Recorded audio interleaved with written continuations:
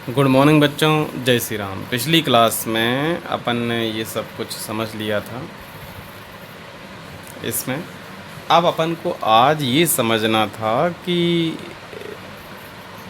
Cash आएगा और cash जाएगा, इसका हिसाब अपन अलग से रख सकें, जिसमें हमें ज़्यादा मेहनत ना करना पड़े और कैश आने की जो एंट्रीज़ है वो यहाँ से वहाँ पहुँच जाया करे। जैसे कि ये अपन ने यहाँ पर आप देख रहे हैं, जब भी आप किसी ग्राहक का बिल उसको देते हैं तो बिल देते समय आपके पास यहाँ पर अमाउंट आ जाता है, ये अमाउंट यहाँ पर आ जाता है, टोटल कितना कैश आपके पास आया यहाँ पर आपको पता लग जाता है। अब ये जो कैश आया है ये ही दूसरी सीट पर पहुँच जाए कैश इनफ्लो में, और कैश आउटफ्लो की तरफ आप किस कारण से कैश किसको दे रहे हैं या क्या खर्चा आप कर रहे हैं वो आप उसमें लिख लेंगे।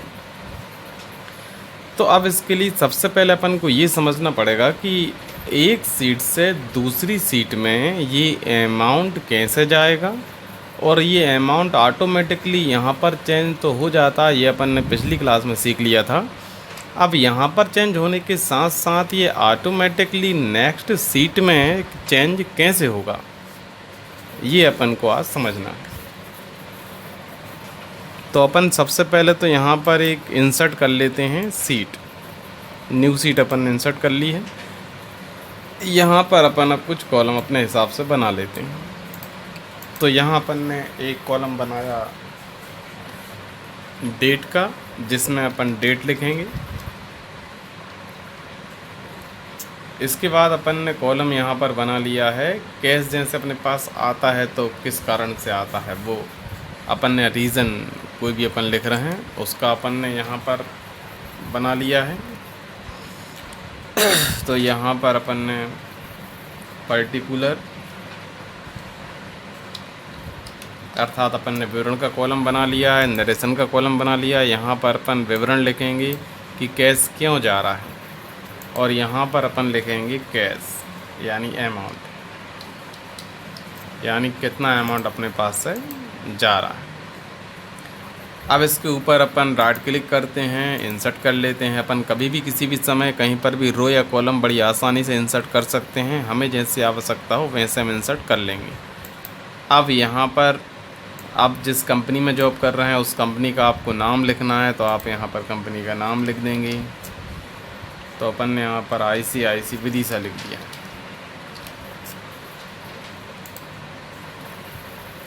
अब इसके बाद आपको जो डेट पर्टिकुलर अमाउंट है, यहाँ पर आपको अपने हिसाब से जो भी अमाउंट आपके पास से जा रहा है उसकी आपको एंट्री करते चलना है।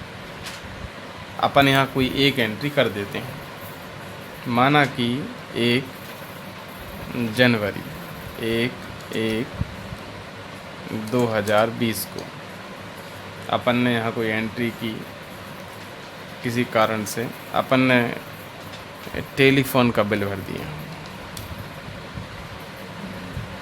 और अपन ने यहाँ पर ये भर दिया है 1500।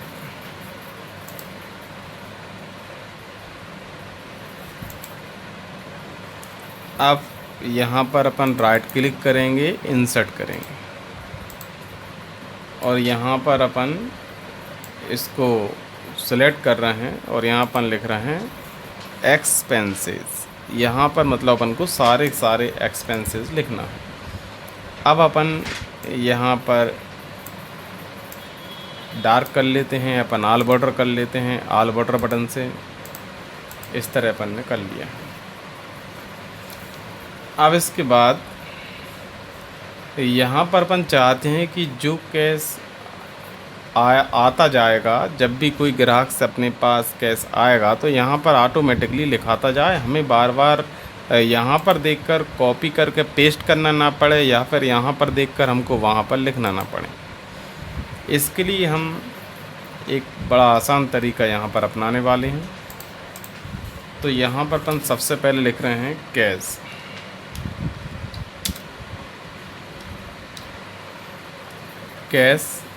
इनफ्लो।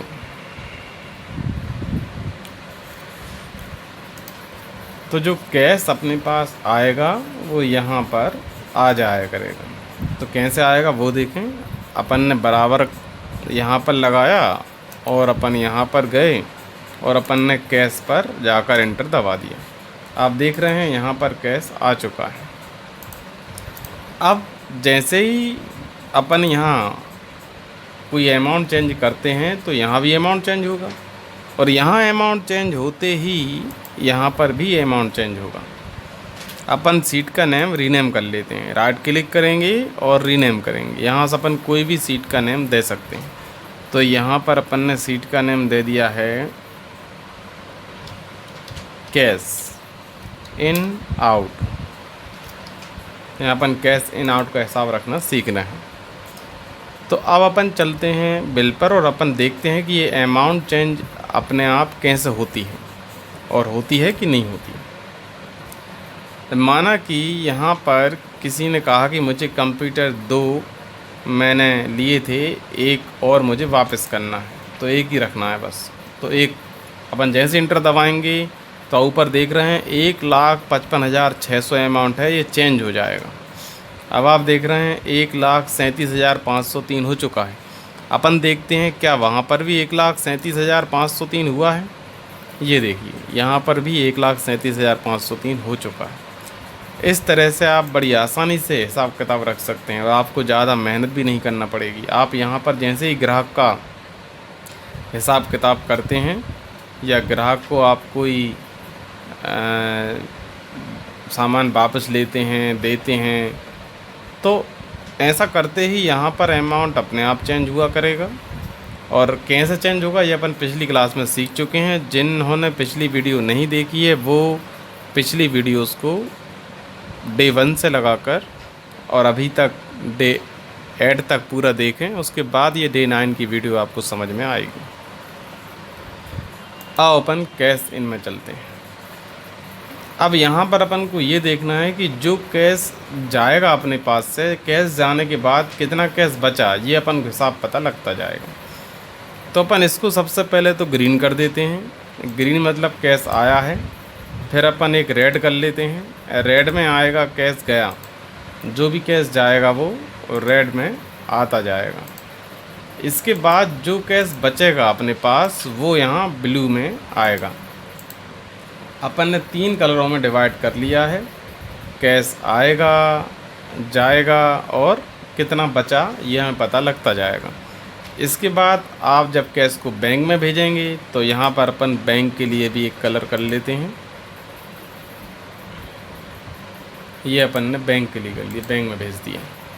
तो ये अपन ने लिखा कैश इन, ये अपन ने लिखा कैश आउट, ये अपन ने लिखा अपने पास जो कैश बचा है सुरक्षित है वो अपन ने लिखा। यहाँ अपन ने लिखा बैंक, जो अपन ने बैंक में भेज दिया है वो अपन यहाँ पर लिख दिया करेंगे। अब अपन सबसे पहले तो एक फार्मूला फिट करेंगे जिसके माध्यम से जितना भी कैश यहाँ पर जाएगा और वो टोटल होकर यहाँ पर आ जाया करेगा। हम जैसे ही यहाँ पर कोई एंट्री करेंगे खर्च की तो वो एंट्री करते ही अमाउंट यहाँ पर ऐड होकर यहाँ पर आएगा। इसका अपन फार्मूला फिट कर लेते हैं। तो फार्मूला ध्यान से देखें। सबसे पहले अपन बराबर लगाते हैं, फिर लिखते हैं सम SUM सम। इसमें दिखाई नहीं दे रहा है, कलर अपन को चेंज करना पड़ेगा। तो एक कलर यहाँ पर सबसे पहले बराबर लगाते हैं और बराबर लगाने के बाद फिर अपन सम लिखते हैं SUM सम, फिर शिफ्ट के साथ ब्रैकेट और फिर एड्रेस हमको लेना है। तो अपन ने सबसे पहले स्टार्टिंग कहाँ से की है अमाउंट लिखने की, वहाँ का अपन एड्रेस लेंगे। तो अपन ने 1500 रुपये लिखा, यहाँ से अपन स्टार्टिंग की है तो यहाँ का अपन एड्रेस लेने के लिए 1500 पर क्लिक कर देंगे। 1500 पर क्लिक करते ही ये इसका सेल एड्रेस यहाँ पर आएगा। सेल एड्रेस का अर्थ होता है कि 1500 जो है इसके ऊपर क्या है आप देख रहे हैं C है, ठीक है। इसके साइड में क्या है 4 है। इसका मतलब क्या हुआ कि ये जो 1500 है ये C4 में है, तो C4 इसका सेल एड्रेस कहलाता है। तो यहाँ पर आप देख रहे हैं C4 आ गया है। अब अपन शिफ्ट के साथ कॉलन बटन दबाएंगे कॉलन दबाते ही बराबर में उसके बाद फिर से C4 आ जाएगा, अपन को 4 को हटा देना है और अपन को यहाँ पर लिखना है कि कहाँ तक अपन हिसाब किताब रखना चाहते हैं या फिर कितने रो में अपन हिसाब रखेंगे और यहाँ पर टोटल लाना चाहेंगे। माना कि अपन 1500 रो तक हिसाब रखने वाले हैं तो अपन यहाँ पर 1500 लिख देते हैं और ब्रैकेट को बंद कर देते हैं। आप यहाँ भविष्य में चेंज भी कर सकते हैं। अपन एंटर दबा देंगे। अब यहाँ पर आप देख रहे हैं आउट कितना हुआ है, 1500 यहाँ पर आ गया है। अब सेव मतलब आपके पास बचा कितना है, जो बचेगा वो बैंक भेजने के बाद बचेगा, ये अपन को बात ज़रा ध्यान में रखना पड़ेगी। तो अपन को यहाँ पर माना कि अपन ने 1000 रुपये बैंक में भेज दिए, तो अपन जब भी कुछ रुपए बैंक में भेजेंगे तो यहाँ पर अपन को एक अलग से बैंक के लिए भी एक कॉलम बनाना पड़ेगा, ताकि अपन जब भी बैंक में भेजें तो बैंक में अमाउंट भेजते ही वो अमाउंट टोटल होकर यहाँ पर बैंक वाले कॉलम में आ जाया करे, जिससे आपके बैंक में कितना अमाउंट है ये आपको पता लगता रहेगा। तो यहाँ पर अपन ने एक पास में बैंक के नाम से कॉलम बना लिया है। जो भी आपके बैंक का नेम हो वो आप यहाँ पर लिख लेंगे। यहाँ अपन इसको मर्ज कर देते हैं और यहाँ अपन ने एक कॉलम बनाया डेट का और यहाँ अपन ने बनाया अमाउंट का। अब यहाँ अपन ने डेट लिखी और अदर आप यहाँ पर लिख सकते हैं, कोई और जानकारी आपको लिखना हो तो। अब यहाँ अपन ने लिखा डेट, माना कि डेट है अपन 2 जनवरी को भेज देते हैं, 2/1/2020 को, माना कि बैंक में 1000 रुपये जमा कर देते हैं। अब ये अमाउंट जो यहाँ पर आएगा वो ऑटोमेटिकली यहाँ पर कैसे आएगा, इसके लिए अपन सबसे पहले बराबर लगा देते हैं। बराबर लगाने के बाद अपन यहाँ पर क्लिक करेंगे और क्लिक करने के पहले आपको सम लिखना है। सम ब्रैकेट क्लिक कॉलन, शिफ्ट के साथ कॉलन दबाएंगे और यहाँ भी अपन 1500 तक कर लेते हैं ताकि 1500 रो तक का टोटल यहाँ पर आ जाए। अब आ गया है। ये अपन को बैंक वाले में लिखना था, ये अपन नीचे इसको ड्रैग कर देंगे तो बैंक वाले कॉलम में आ जाएगा। और यहाँ पर अपन ने कलर कौन सा लिया था वो थोड़ा देखना पड़ेगा। ये अपन ने ब्लू कलर लिया था, यहाँ पर कलर चेंज हो गया है, अपन फिर से चेंज कर लेते हैं। ये कलर आप कोई सा भी कलर अपने हिसाब से दे सकते हैं। यहाँ पर ने लिख कर रख लिया है ताकि आपको याद बना रहे कि कहाँ पर आप क्या लिख रहे हैं। अब अपन को देखना है कि अमाउंट बचा कितना।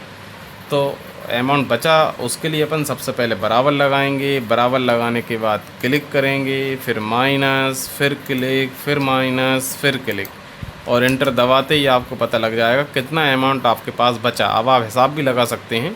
तो वास्तव में आपके पास अमाउंट इतना ही बचा हुआ है।